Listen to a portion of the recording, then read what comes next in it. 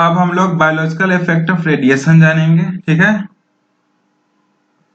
Sorry, biological effect of radiation में the effect of radiation upon biological tissue depend on a number of factor, ठीक है। जो radiation का effect biological tissue पे होता है वो नंबर ऑफ फैक्टर्स पे डिपेंड करता है, ठीक है। The effect of radiation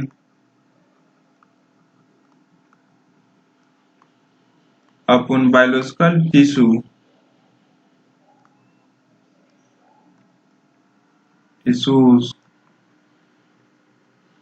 depends upon a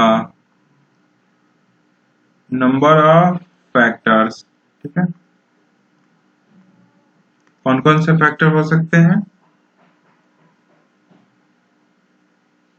वही जानते हैं। फर्स्ट फैक्टर होगा रेडिएशन का कितना एबिलिटी है टिश्यू पेनिट्रेशन का, ठीक है। एबिलिटी ऑफ द रेडिएशन, जैसे हाईएस्ट आपका गामा रे का है penetrating power, ability of the radiation to penetrate tissues, ठीक है। सेकेंड जो फैक्टर है energy of the radiation, energy of the radiation.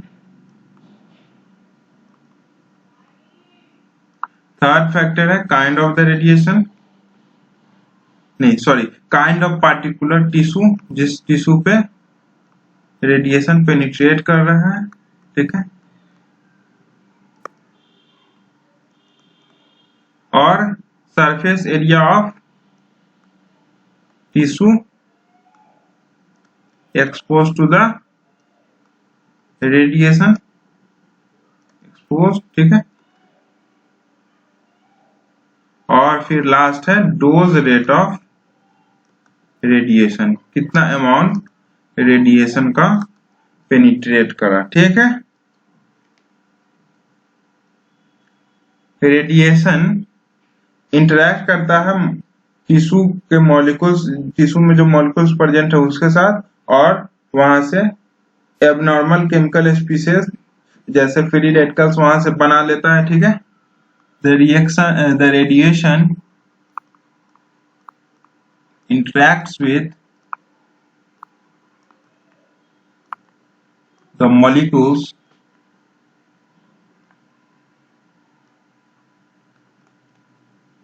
present in the tissue and forms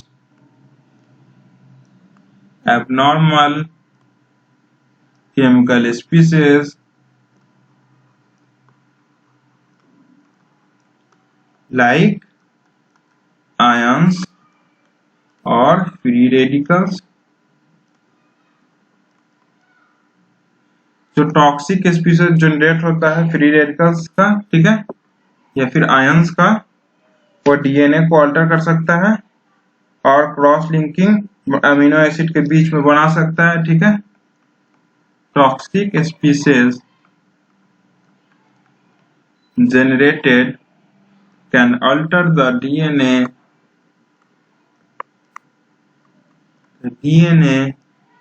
in cells and forms cross linking between certain amino acids, ठीक है। Radiation जब tissue को penetrate करेगा H2O present होगा, वहां से चेन रिएक्शन इनिशिएट होगा, ठीक है। सॉरी,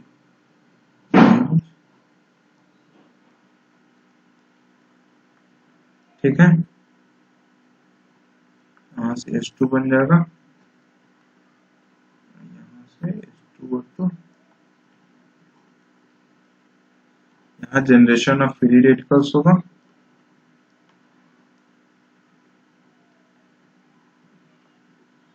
ठीक है। इनिशिएट चेन रिएक्शन, ठीक है। H2 जो था वो लीड्स करेगा change in local tissue pH, ठीक है। और H2O2 जो फ्री रेडिकल्स के हेल्प से बना वो leads to tissue necrosis and destruction of organs, ठीक है। इतना इंपॉर्टेंट ये सब पढ़ना नहीं है, फिर भी आप नॉलेज के लिए जान सकते हैं। जनरल केसेस में ये देखा गया है कि radiation living tissue living cell के लिए हार्मफुल है। In general radiation are harmful to the living cells, ठीक है। बट इन रेडियोथेरेपी या फिर use of radio opaque contrast media, radiation का यूज होता है वहां पे, ठीक है। रेडियोथेरेपी, अभी हम रेडियोथेरेपी के बारे में ही जानेंगे। Radiations are used to destroy disease tissue, ठीक है। रेडिएशन के हेल्प से डिजीज टिश्यूज को डिस्ट्रॉय किया जाता है without destroying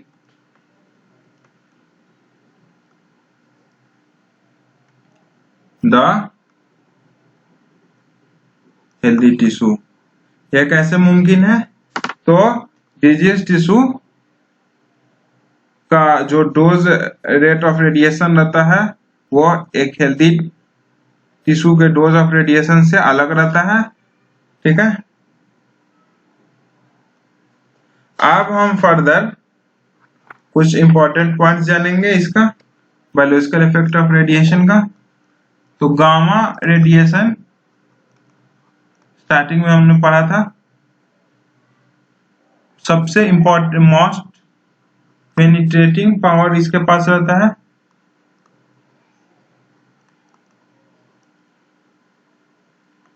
And used to treat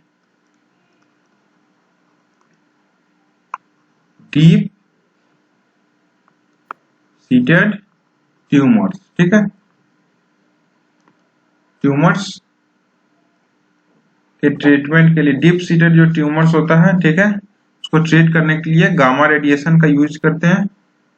internally oral route से iodine 131 is used to destroy disease thyroid tissue। Healthy thyroid tissue बच जाएगा, डिजीज थायराइड टिश्यू का डिस्ट्रक्शन हो जाएगा आयोडीन 131 से, व्हेन गिवन ओरली, ठीक है। जब ओरली आयोडीन 131 का एडमिनिस्ट्रेशन होगा उसके हेल्प से डिजीज थायराइड टिश्यू का डिस्ट्रक्शन हो जाएगा, ठीक है।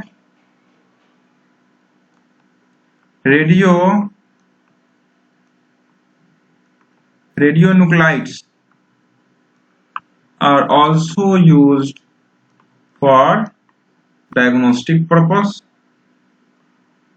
डायग्नोसिस के केस में, ठीक है।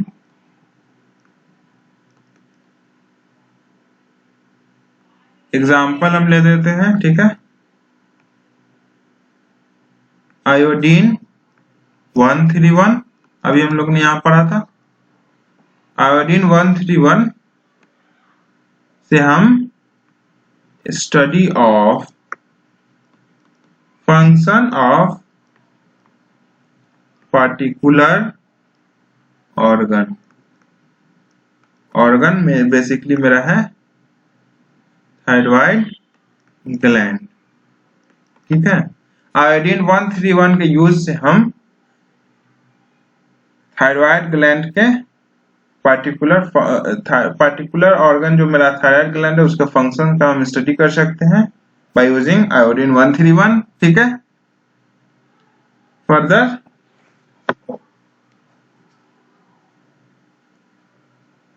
to trace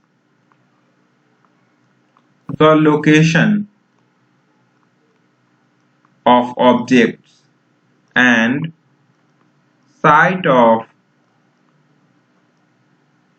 radioactivity with the help of radiation detector. ये हमने क्यों लिखा?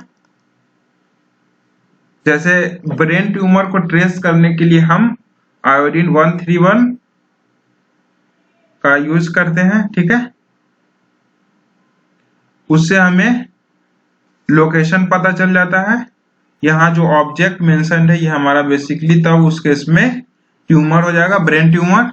उसका लोकेशन रेडियो आपके रेडिएशन डिटेक्टर से लोकेशन ट्रेस हो जाता है, ठीक है।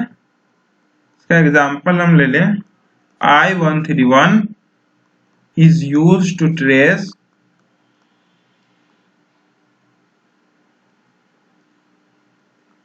Brain tumour.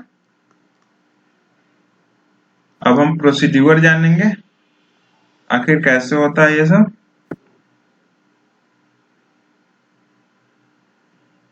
I-131 इंजेक्ट होता है, इंजेक्टेड इनटू पेशेंट, ठीक है। उसके बाद I-131 एब्जॉर्ब्ड होगा डिजीज्ड ब्रेन टिश्यू से, ठीक है। एब्जॉर्ब होने के बाद वहां से इमिशन होगा गामा रेडिएशन का, ठीक है। उसके बाद डिटेक्शन हो जाएगा, detection of radiation through the skull, और लास्ट स्टेज जो है वो है आइडेंटिफिकेशन ऑफ लोकेशन और साइट ऑफ ब्रेन ट्यूमर, ठीक है। हमारा बेसिकली ये टॉपिक जो था मेरा बायोलॉजिकल इफेक्ट्स ऑफ रेडिएशन यहाँ पे खत्म हुआ, ठीक है। इसके बाद हम लोग जानेंगे measurement of radio activity, that उसका नाम है, जो मेजरमेंट ऑफ रेडियो एक्टिविटी में जो इक्विपमेंट यूज होता है उसका नाम है जीएम काउंटर।